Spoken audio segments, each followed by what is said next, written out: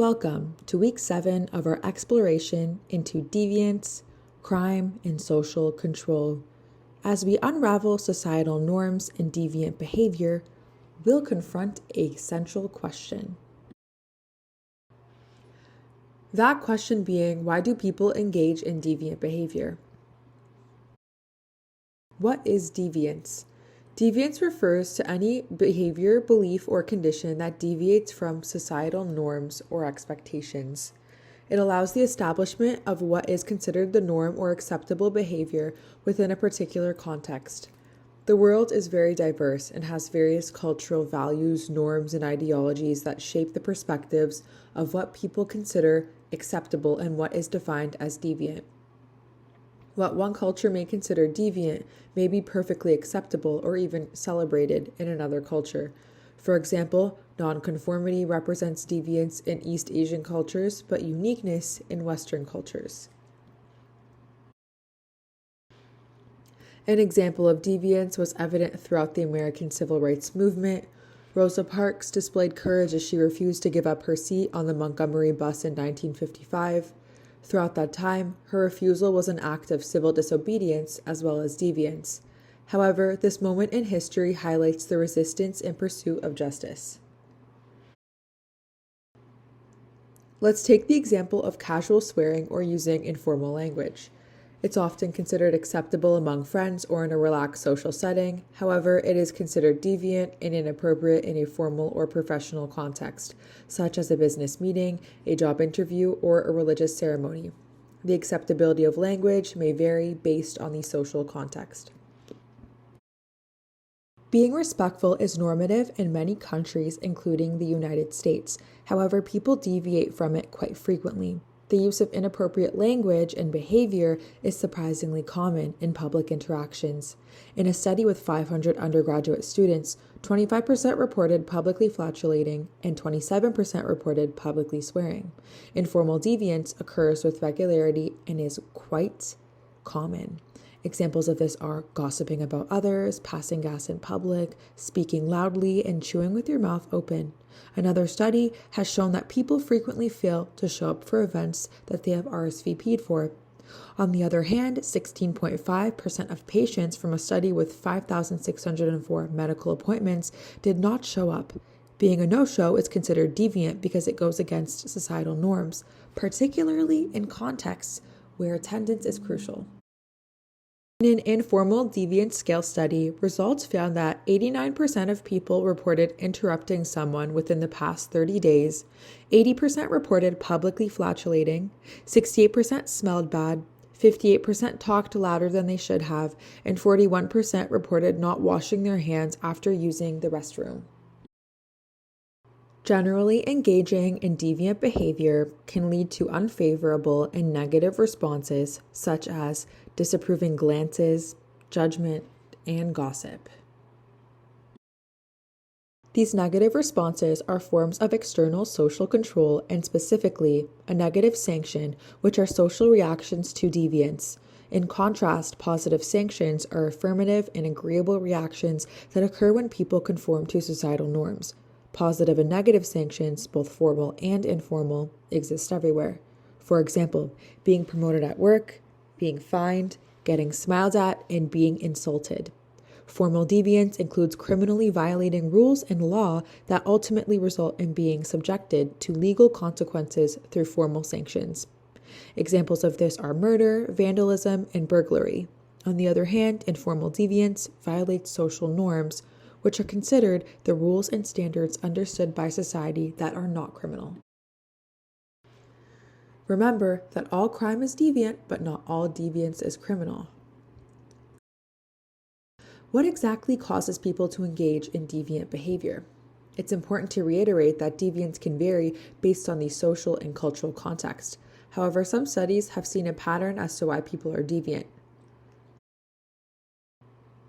Firstly, every person holds their own unique and individual motivations for deviance. Peer pressure, pursuit of immediate gratification, or economic necessity are all factors that have been shown to lead to deviance.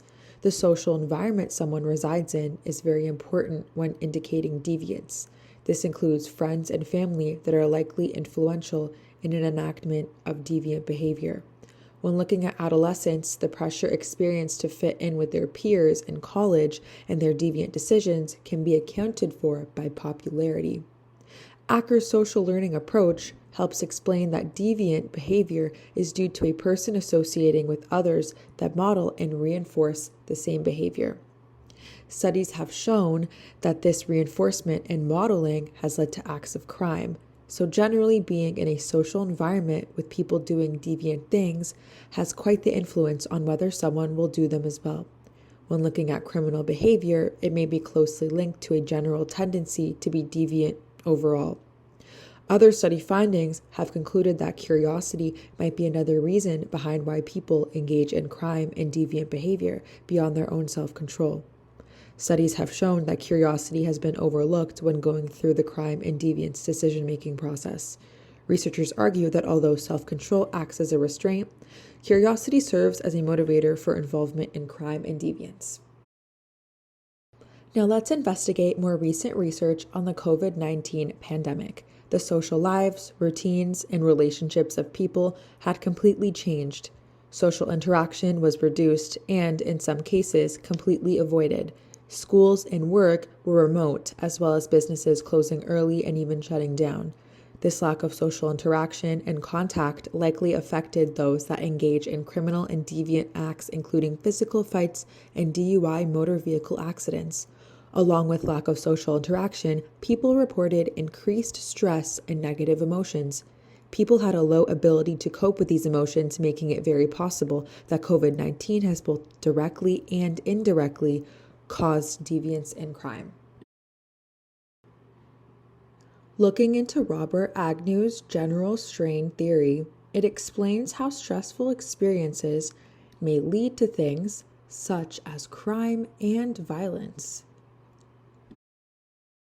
The three categories of strain identified by Agnew are failure to achieve positively valued goals, such as the inability to get a job or education, presentation of negative stimuli, so, for example, experiencing undesirable events such as abuse, and finally, the removal of positive stimuli, which can be, for instance, losing a friend or a family member.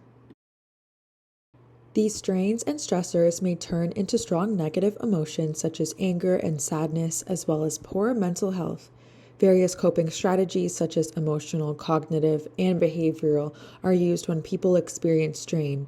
As a result, these coping strategies lead to deviant behavior to remove the strain. Another theory by Lawrence E. Cohen and Marcus Felsen, called the routine activities theory, also provides an explanation of changes in crime following the pandemic. It is argued that deviant and criminal behavior happens when there is an integration of 1. A motivated offender, 2. A suitable target such as a person or property that is a good fit for the offender, and 3.